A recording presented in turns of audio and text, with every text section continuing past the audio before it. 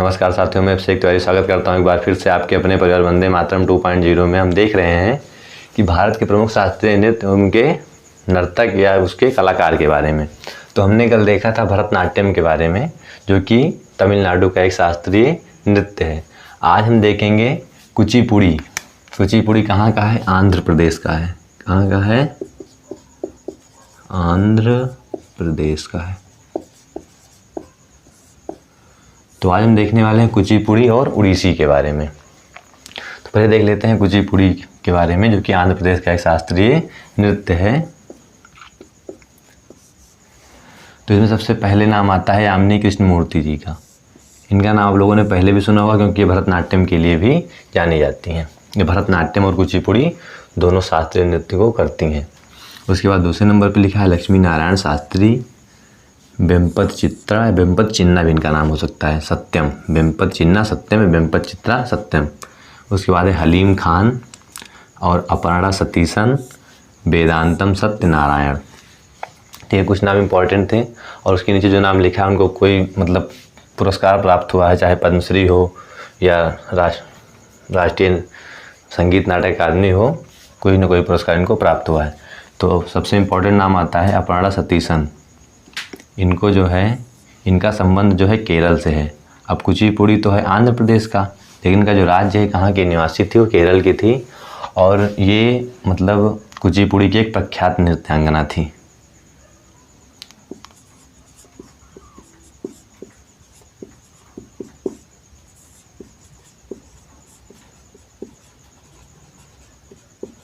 प्रख्यात नृत्यांगना, ठीक है। इनको इनके मतलब कुचिपुड़ी नृत्य में योगदान के लिए 2022 में राष्ट्रीय नृत्य शिरोमणि पुरस्कार से सम्मानित भी इनको किया गया है। उसके बाद नंबर आता है राधा रेड्डी जी का। राधा रेड्डी जी, इनका संबंध तो आंध्र प्रदेश से ही है। और इनको इनके मतलब योगदान के लिए 2000 में पद्म भूषण से सम्मानित किया गया और 1984 में पद्मश्री से सम्मानित किया गया था राधा रेड्डी जी को। अब उसके बाद आती हैं स्वर्ण सुंदरी जी। इनका नाम ही स्वर्ण सुंदरी है। इनका संबंध जो है तमिलनाडु राज्य से है और इनको जो पुरस्कार प्राप्त हुआ है, पद्म भूषण प्राप्त हुआ है सन 2003 में। अब उसके बाद कुचिपुड़ी की हैं शोभा नायडू जी। इनका भी जो राज्य हो तमिलनाडु से है। अब तमिलनाडु का शास्त्रीय नृत्य क्या है, आपको याद हो गया होगा, भरतनाट्यम है। इनको पद्मश्री कब मिला? 2001 में। और एक पुरस्कार होता है हमसा पुरस्कार, जो कि आंध्र प्रदेश सरकार के द्वारा दिया जाता है। ये भी इनको प्राप्त हुआ है। और उसके बाद आती हैं पद्मजा रेड्डी। पद्मजा रेड्डी जी भी आंध्र प्रदेश से ही संबंध रखती हैं और इनको संगीत नाटक अकादमी जो है 2015 में मिला। और ये इम्पोर्टेंट इसलिए हो जाते हैं क्योंकि इनको सन 2022 में पद्मश्री पुरस्कार मिला हुआ है। देखिए, जिस भी कलाकार को हाल फिलहाल में पद्मश्री, पद्म विभूषण मिलता है, वो हमारे पेपर में आने के चांस उनके ज़्यादा रहते हैं। जैसे कि आपसे पूरे सबसे कम उम्र में पद्म विभूषण पाने वाली नृत्यांगना कौन थी? तो सोनल मानसिंह जी थी। अभी आगे चर्चा करेंगे। तो अब देखते हैं उड़ीसी। उड़ीसी शास्त्रीय नृत्य कहाँ का है? उड़ीसा का है।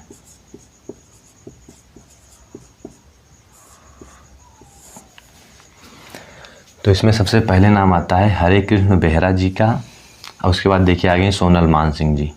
इनको हमने पहले भी बताया था कि ये भरतनाट्यम भी करती हैं और उड़ीसी भी करती हैं।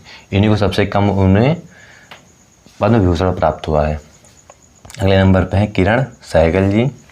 और उसके बाद में है रानी कर्ण, संयुक्त पाणिग्राही, कालीचरण पटनायक, इंद्राणी रहमान, दुर्गाचरण रणवीर, मोहन महापात्र, सुजाता महापात्र और मीनाती मिश्रा और कुमकुम मोहंती। ये कुछ इम्पोर्टेंट नाम है जो कि उड़ीसी शास्त्रीय नृत्य से संबंध रखते हैं और ये पेपर में बार बार पूछे जाते हैं। अब उसके बाद आगे नंबर आता है केलुचरण महापात्र जी का। देखिए, इनको ये बहुत ही इम्पोर्टेंट हो जाते हैं क्योंकि जब उड़ीसी विलुप्त होने के कगार पे था, मतलब उड़ीसी का जो नाम है वो ख़त्म होने वाला था, तब इन्होंने उसको पुनर्जीवित किया था केलुचरण महापात्रा जी ने। और सन 1994 में एक सृजन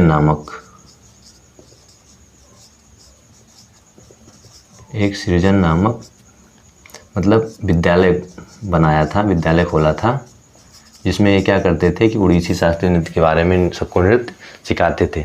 सोनल मान सिंह जो संयुक्ता पाणिग्रही ये सब क्या हैं, और यामिनी कृष्णमूर्ति जी को भी इन्होंने कुछ मतलब वो इनकी शिष्या रही हैं। तो इनको पद्मश्री पुरस्कार जो है 1974 में प्राप्त हुआ है, पद्म भूषण प्राप्त हुआ है 1988 में, और पद्म विभूषण प्राप्त हुआ है सन 2000 में। जितने पद्म पुरस्कार होते हैं ये तीनों इनको प्राप्त हैं। और इसमें एक नाम और आता है बहुत ही इम्पोर्टेंट, माधवी मुद्गल जी का। माधवी मुद्गल जी का इनको जो पुरस्कार प्राप्त हुआ है, इनको संस्कृति पुरस्कार प्राप्त हुआ है 1984 में, पद्मश्री पुरस्कार प्राप्त हुआ है 1990 में, और ग्रेट मेडल डे ला विले ये फ्रांस के द्वारा दिया जाता है। ये इनको 1997 में ये पुरस्कार भी इनको प्राप्त हुआ है। और एक है संगीत नाटक अकादमी पुरस्कार, ये इनको सन 2000 में प्राप्त हुआ है। तो इसमें मतलब उड़ीसी में जो नाम ऊपर लिखे हैं तो इम्पॉर्टेंट हैं ही, लेकिन उसके बाद जो इसमें मेन इंपॉर्टेंट है केलुचरण महापात्रा जी, माधवी मुद्गल जी। बाकी जितने नाम लिखे हैं सारे इंपॉर्टेंट हैं, परीक्षा में कोई ना कोई पूछ सकता है। अगर आप सोचें कि अब केलुचरण महापात्रा जी को पूछेगा, नहीं पूछेगा, वो मीनाती मिश्रा जी को पूछ लेगा, कुमकुम मोहंती जी को पूछ लेगा, या संयुक्ता पाणिग्रही को पूछ लेगा। तो मतलब वो भी समझता है कि आप लोग क्या ज़्यादा पढ़ते हो, आप लोग क्या जानते हो, तो उसी के हिसाब से वो भी प्रश्न पूछता है। तो हमने आज केवल देखा कुचिपुड़ी के बारे में और उड़ीसी के बारे में।